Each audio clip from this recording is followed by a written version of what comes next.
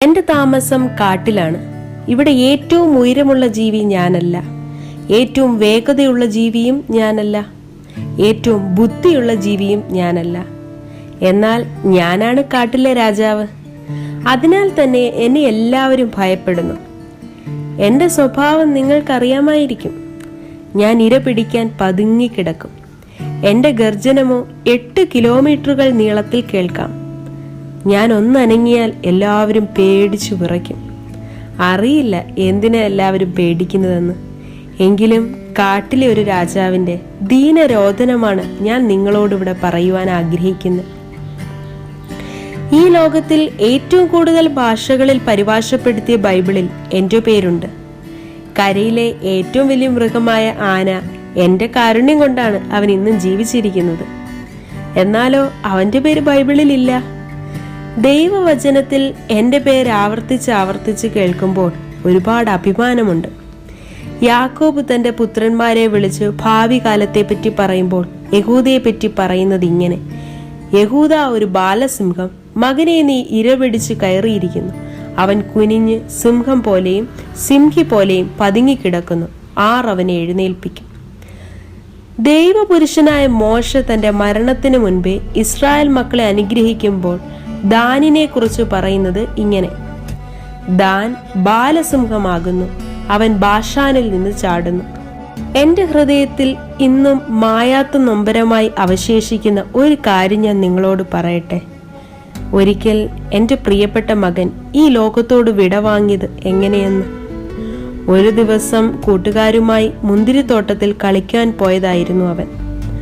ആ ദിവസം ഷിംഷോൻ തിമ്നയിൽ താൻ മനസ്സിൽ ബോധിച്ച ഒരു ഫെലിസ്തീയ കന്യകയെ വിവാഹ നിശ്ചയം ചെയ്യുന്നതിനു വേണ്ടി തൻ്റെ അപ്പനെയും അമ്മയുമായി കാട്ടിലൂടെ സഞ്ചരിക്കുകയായിരുന്നു. അപ്പോൾ അവൻ അവരുടെ നേരെ അലറിച്ചെന്നു. ഷിംഷോൻ യഹോവയുടെ അഭിഷിക്തനെന്ന് പാവം അവൻ അറിഞ്ഞിരുന്നില്ല.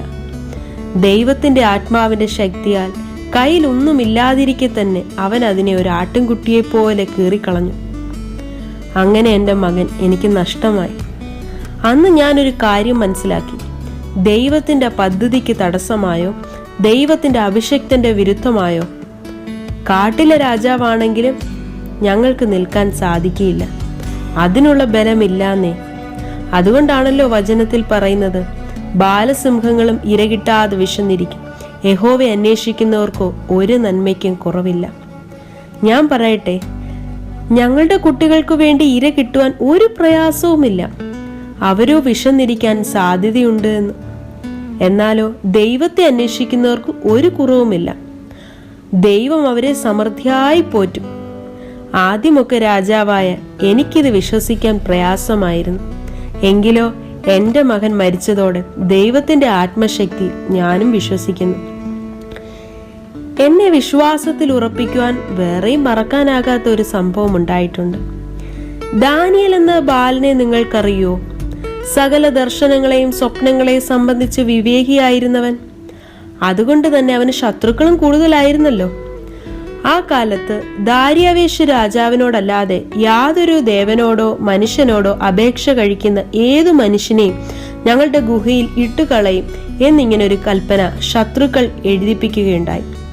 എന്നാൽ തനിക്ക് എതിരായി രേഖ എഴുതിയിരിക്കുന്നുവെന്ന് ദാനിയേൽ അറിഞ്ഞപ്പോൾ മാളിക മുറിയുടെ കിളിവാതിൽ തുറന്നിരുന്ന് താൻ മുൻപേ ചെയ്തു വന്നതുപോലെ ദിവസം 3 പ്രാവശ്യം മുട്ടുകുത്തി തൻ്റെ ദൈവത്തിന് സന്നിധിയിൽ പ്രാർത്ഥിച്ച് സ്തോത്രം ചെയ്തു. ഇത്രയും പ്രതിസന്ധികളിലൂടെ മധ്യത്തിൽ തളരാതെ ഇങ്ങനെ പ്രാർത്ഥിക്കുന്നവരെ ഞാൻ കണ്ടിട്ടില്ല. രാജകൽപ്പനയാൽ അവനെ എൻ്റെ കൂട്ടിലാണ് ഇട്ടത്. മാംസപ്രേമിയായ ഞാൻ എത്ര മാംസം കിട്ടിയാലും കൊതിയോടെ ഭക്ഷിക്കും. രാജാവ് അവനോട് പറഞ്ഞു: നീ ഇടവിടാതെ സേവിച്ചു വരുന്ന നിന്റെ ദൈവം നിന്നെ രക്ഷിക്കുമെന്ന് പറയുന്നത് ഞാൻ കേട്ടു. ഇത് കേട്ടപ്പോഴേ ഞാൻ മനസ്സിൽ പൊട്ടിച്ചിരിച്ചു. മനസ്സില്ലാ മനസ്സോടെ നിർബന്ധത്താൽ ഇത് ചെയ്യേണ്ടി വന്ന രാജാവ് ഉപവസിച്ച് രാത്രി മുഴുവൻ പ്രാർത്ഥിച്ചു എന്നാ ഞാൻ അറിഞ്ഞു. ഓ, എന്നിട്ട് കാര്യം എന്തേ? ഞാൻ ഈ മാംസകഷ്ണം കടിച്ചു കീറി തിന്നുവാൻ കൊതിയോടെ കാത്തിരുന്നു.